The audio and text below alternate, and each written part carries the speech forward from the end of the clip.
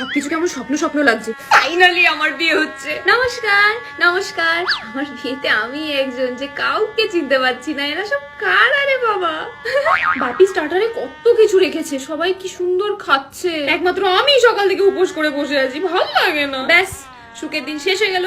যখন তখন খাওয়া ঘোরা ঘুমানো সব বন্ধ। কি করে অ্যাডজাস্ট করব কি জানি। তবে বরটা আমার বেশ ভালো, কিন্তু বর ভালো হলে কি হবে? শ্বশুর বাড়ির লোক যদি ভালো না হয় তখন কি করব? বিয়ে টিয়ে করছি সে তো সব ঠিক আছে, কিন্তু রোজ রান্না করা, বাসন মাজা, কাপড় কাচা, ঘর ঝাড় দেওয়া, ঘর মোছা, এসব তো আমার দ্বারা হবে না। এক কাজ করি, পালিয়ে যাই। না না না না, পালালে হবে না, তাহলে বাবা মা বলবে আমাদের মেয়েটা আমাদের নাক কাটিয়ে দিয়ে চলে গেল।